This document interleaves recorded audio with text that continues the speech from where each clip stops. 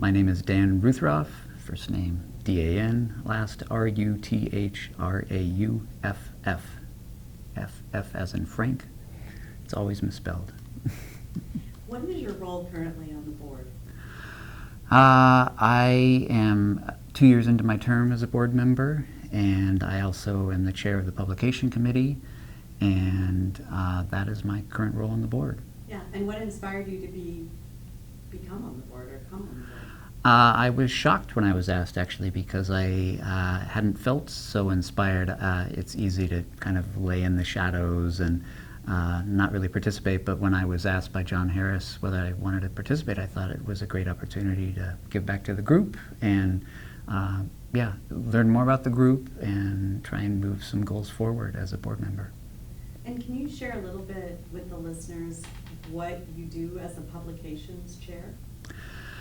Honestly, repeat the question. Yeah. As the publications chair, blah, blah, blah.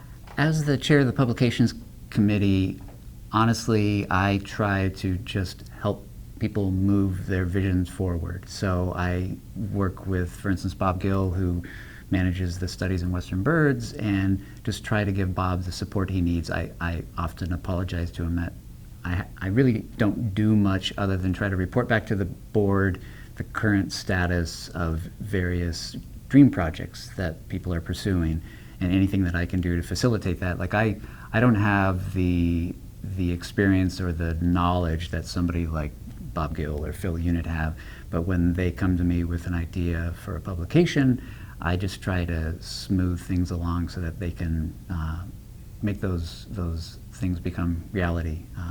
It's super challenging, and to come up with those ideas and to find the resources to pursue them is incredibly difficult. And so to just be that go-between between those people doing the heavy lifting and the board to make things happen is what I try to do. And how does the publications committee interact with Western birds? Like how does that work, the relationship? So the relationship between the publications committee and the board is really not very formalized, but I would say in a good way. It's just sort of ad hoc updates as to the status of current and past projects, what's the backstock of certain publications, do we need to do another printing, what's the status of errors that we need to correct. And it's pretty informal, and it's just part of the routine board meetings where I just try to provide updates on where we are with what we're doing.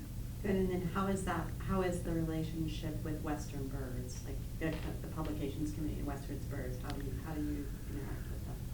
Well, the relationship between the publications committee and Western birds is also sort of honestly, I've been chair of the publication committees for a couple years, and I'm still trying to figure out what that means because we have such capable people. I often just try to stay out of the way, and so Western birds, Dan Gibson and Phil Unit are amazing, and I let them run with things, and whenever there's some issue that they want raised or something that I see that I might be able to help them with, I'm there as that liaison, really. That said, Phil Unit has been amazing, and I wish he'd ask me for help more, but he's so capable. I would like to help him, but he's so capable. He doesn't often come to me, so I often just go to him and say, is there anything you'd like me to report to the board? And it's pretty flexible, and I would say there's no script for what happens. I'm just there to listen and try and solve problems if they arise. What inspired you to become a WFO member? It's kind of embarrassing. I was asked first to become an associate editor, and Dan Gibson pointed out that I should be a member before I became an associate editor for the journal. And I've always appreciated Western birds, and I didn't know much about the group that was behind the publication. So that was about 10 years ago when I first became a member, and it was really inspired by wanting to contribute to the journal as an associate editor. And that was something I was very comfortable with. In my work at U.S. Geological Survey, I'm comfortable writing, and I enjoy editing, and so that was really fun for me to join in that capacity. It felt like something that I could do that was productive and seems, sort of behind the scenes. And of course, I've been dragged out from behind the scenes, and Bob Gill has given me urged me to accept more responsibilities, and I've really enjoyed that, like working to manage the science sessions at the conferences the last couple of years. It's been really satisfying. It's work, but it all leads to really great outcomes. Everybody really loves the science sessions. So this group is nothing without its membership contributing to the well-being of the group. And you can just really see, the role that you're playing here. And there's so many of us who step up to do little small things that make a big difference. Let's talk about your career a little bit, because you shared a story last night about how you came to birding, and it wasn't really a direct route. And I think a lot of young budding ornithologists would like to hear how you came to birding and being interested in ornithology. Yeah, so my career as an ornithologist started pretty late in life. I think compared to a lot of people, you hear people who talk about they were 5 years old and looked out a window and saw a bird and they just knew. That was definitely not the case for me. I've always appreciated birds and I've appreciated nature, but I never studied birds as an undergraduate in college. For instance, I'm shocked, like I mentioned to you yesterday, I spent 2 years in West Africa in the Peace Corps, surrounded by some of the most amazing birds on the planet, and I can only remember a handful. It just didn't register with me. I loved them, I appreciated them, but I didn't need to study them or learn their names. And then I came back from time in the Peace Corps and needed a job. And I had studied biology as an undergraduate at the University of Colorado, and I focused more on plants. But I came at a time of year when it was hard to find jobs in that field, and a buddy of mine who studied birds in Alaska helped me find a job studying western bluebirds in Carmel Valley, California, with a wonderful mentor, Janice Dickinson. And I was embarrassed to tell her, I don't know what a western bluebird is. And she was not worried.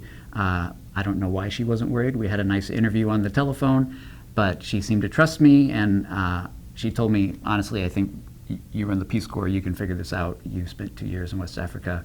You can figure out what a western bluebird is. And sure enough, I did, and just immediately fell in love. I found that it really sparked something inside me. I was good at it. I loved handling the birds. I loved thinking about the questions. And I slowly became more and more interested in birds, and that was the first of many jobs I had as an itinerant biological technician, and eventually found my way up to Alaska, where I built a career, shockingly. I didn't think, when I was a young boy, I didn't think you could study birds for a living, and boy, it's a lot of fun. So that's what I do in Alaska. I study shorebirds for the U.S. Geological Survey.